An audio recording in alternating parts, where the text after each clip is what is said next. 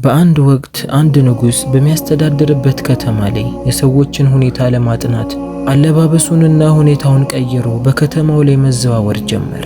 እየተዘዋወረም ባለበት ሰዓት አንድ ነጋዴ ከትንሽ ልጁ ጋር እያወራ ይሰማዋል። አባትም ለልጁ ልጄ ሆይ ስንት ጓደኞች አሉህ ብሎ ይጠይቀዋል። ልጅየውም አባቴ ሆይ እኔ 40 ጓደኞች አሉኝ ብሎ ይመልስለታል። አባትም በመገረም አንተ ገና በ8 ዓመትህ 40 ጓደኞች ሁሉ አሉ፣ እኔ ግን አሁን በ50 ዓመቴ ሁሉ ጓደኞች የሉኝም። ያሉኝ ጓደኞች አንድ ሙሉና ግማሽ ጓደኛ ብቻ ነው ያለኝ ይላል። ይህንንም ሲያወሩ ንጉሱ ይሰማል፣ በጣምም ይገረማል። ይህ ነጋዴ ምን ለማለት ፈልጎ ነው? አንድ ሙሉና ግማሽ ምን ማለት ነው እያለ ከራሱ ጋር ማውራት ጀመረ። የተናገረውንም ንግግር ትርጉም ለመረዳት ራሱ ነጋዴውን ለመጠየቅ ይወስናል። ወደ ቤተ መንግስቱም ከተመለሰ በኋላ ያንን ነጋዴ ይዘውለት እንዲመጡ ወታደሮቹን ያዛል። ነጋዴውም እሱ ጋር በመጣ ጊዜ ንጉሱ ከነጋዴው የሰማው ቃል እንዳለና የሱን ትርጉም እንደሚፈልግ ይጠይቀዋል።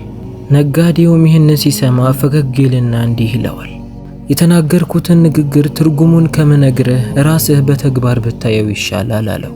ንጉሱም ደስ ይለኛል፣ ምን ማድረግ ነው ያለብኝ ብሎ ነጋዴውን ይጠይቀዋል።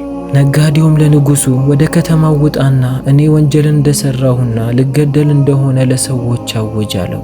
ንጉሱም የነጋዴው ሐሳብ ቢያስገርመው ወደ ከተማው ወጥቶ ያ ነጋዴ ወንጀልን እንደሰራና ሊገደል እንደሆነ እየዛተ ለሰዎች መናገርና ማወጅ ጀመረ።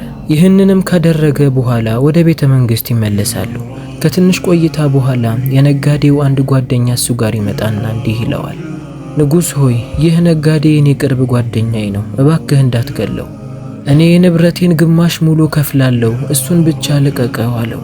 ንጉሱም አይሆንም እሱ ይገደላል ይለዋል። የነጋዴውም ጓደኛ እባክህ እሺ ሙሉውን ንብረቴን ልክፈል አለው። ንጉሱም አይ እንደዛ ብቻ አይሆንም፣ ያንተ ንብረት እሱን ከሞት ሊያስጥለው አይችልም አለው። የነጋዴውም ጓደኛ የንጉሱን ንግግር ሲሰማ እንደዛ ከሆነማ በቃ እሺ ብሎ ነጋዴውን ተሰናብቶ ወደ መጣበት ይመለሳል። ከትንሽ ቆይታ በኋላም አሁንም ሌላ የነጋዴው ጓደኛ ወደ ንጉሱ ጋር ይመጣል። ወደ ንጉሱ ጋርም ጠጋ አለና ንጉስ ሆይ የያዝከው ትክክለኛን ሰው አይደለም፣ ያንን ወንጀል የሰራሁት እኔ ነኝ፣ መገደል ያለብኝም እኔ ነኝ አለ። ንጉሱም ይህንን ሲሰማ በቃ እንደዛ ከሆነማ በሱ ቦታ አንተ ትገደላለህ ይለውና ወደሚገደልበት ቦታ ላይ ይዞት ይሄዳል። ወደ ቦታውን በደረሱ ሰዓት ንጉሱ ለዛ ሰው እርግጠኛ ነህ በሱ ቦታ አንተ መገደል ትፈልጋለህን አለው። ሰውየውም ቆፍጠን ብሎ አዎ እኔ ልገደል፣ እሱ ምንም አልሰራም አለ። በዚህ ሰዓት ነበር ያ ነጋዴ እያለቀሰ መጣና ጓደኛው ላይ ተጠመጠመ። ወደ ንጉሱም ዞሮ እንዲህ አለው፣ አሁን እኔ የተናገርኩት ንግግር ትርጉሙ የገባህ ይመስለኛል። ግማሽ ጓደኛ ባለው ንብረት ሙሉ አንተን ሊያግዝህና ሊረዳህ ይፈልጋል። ሙሉ ጓደኛ ግን ከንብረትም አልፎ ለአንተ ሲል መጋፈጥ ያለበትን ነገር ተጋፍጦ ህይወቱን ይሰጣል አለ። ያ አላህ፣ አላህ እንደዚህ አይነት ጓደኛ ይስጠን። የቂያማ ቀን በአላህ አርሽ ስር ብረነው የምንሆነውን ጓደኛ ይስጠን። ቪዲዮ ከተመቻችሁ ላይክ እና ሼር ማድረጋችሁን እንዳትረሱ።